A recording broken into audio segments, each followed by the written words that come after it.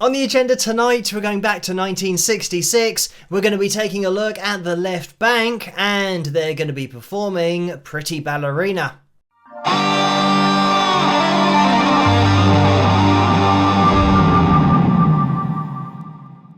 Hello, Phil here from Wings of Pegasus, and welcome to another analysis video. If you enjoyed this video, please give it a thumbs up and subscribe. So, full disclosure, this particular song I had never heard before, and I don't know how I've never heard this song before, because once you've heard it, you can never forget it, and it'll get stuck in your head.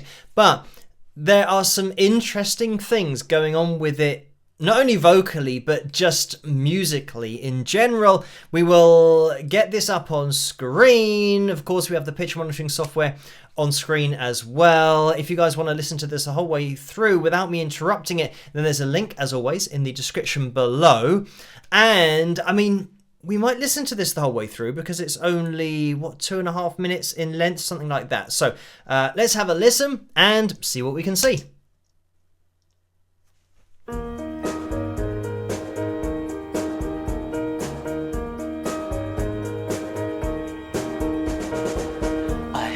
Date with a pretty ballerina. Her hair so brilliant that it hurt my eyes. I asked her for this dance and then she obliged me. Was I surprised? Yeah. Was I surprised? No, not at all. I called her yesterday, it should have been tomorrow. I could not keep the joy that was inside. I begged for her to tell me if she really loved me. Somewhere a mountain is moving, afraid it's moving without me.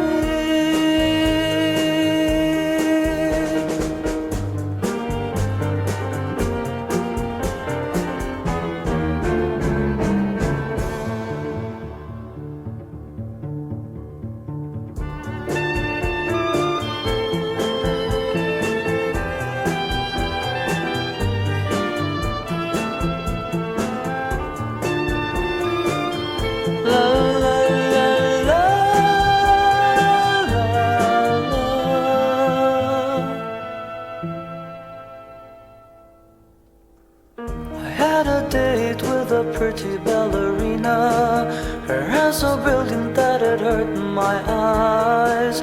I asked her for this dance and then she obliged me. Was I surprised? Yeah. Was I surprised? No, not at all. And when I wake on a dreary Sunday morning, I open up my eyes to find there's rain, and something strange within says go ahead and find her.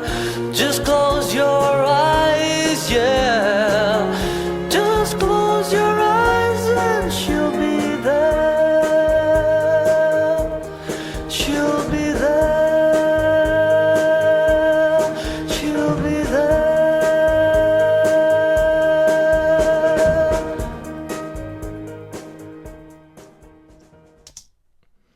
And there we have it. So what an interesting song we have here. And first of all, the lead vocal, Steve Martin, who's supplying this. So accurate pitch-wise, you don't need me to tell you that, because just looking at, well, listening to it, you can hear. It just sounds pitch perfect the whole way through. And you know, on the pitch monitoring software, you can see how accurate he is. Obviously, he's not going to be on these lines all the time because it is a natural vocal, but he's just so consistent with his voice. And we're going to an A sharp 4 here, B flat 4. So, you know, it's way up there in the male tenor range when we're talking about his head voice sound that he's going into.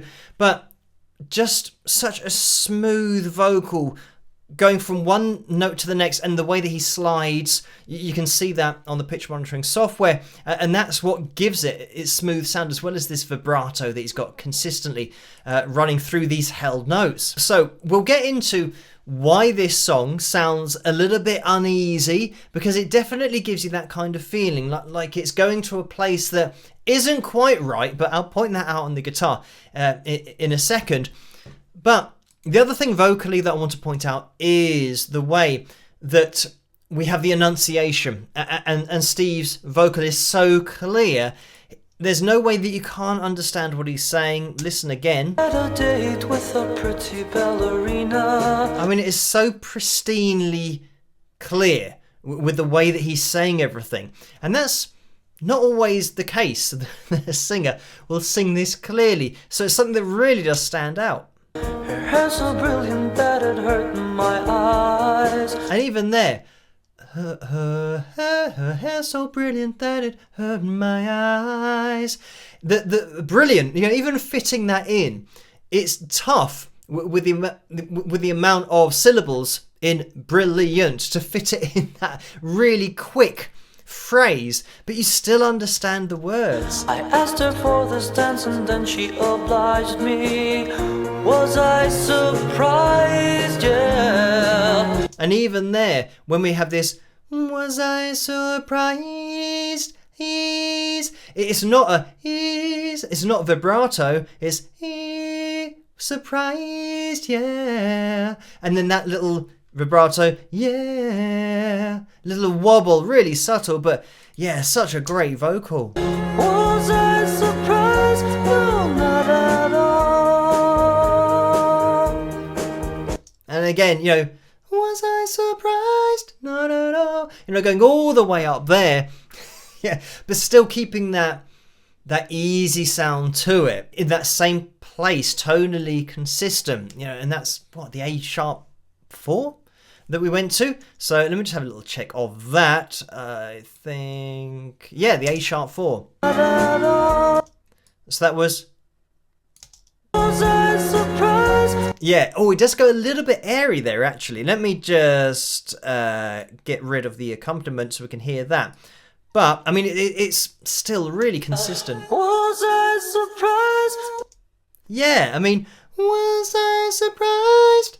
Kind of like that. It doesn't get really light with it, but really nice tonal consistency throughout the range, considering that when we're looking at the octave below, so this is the A3, we're below the A3, so the A sharp 3 is here, we are the octave above that. So we've got, just in this short phrase, over an octave's worth of range, which is just impressive in itself. Yeah. But the fact that here we've got, yeah, it's still in that light place. Was I surprised? No, not at all.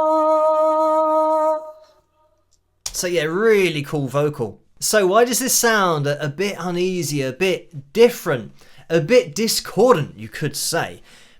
It's because we've got a note going on here that shouldn't really be there. And if you're talking about modes, if you play guitar and you go through different modes, it's called the Lydian mode, which is, I mean, it includes a note that is technically a raised fourth, and I'll explain what I'm talking about in a second, but it's a note that in older times was classed as the devil's music, or the devil's note. It was something along those lines because it shouldn't really be there.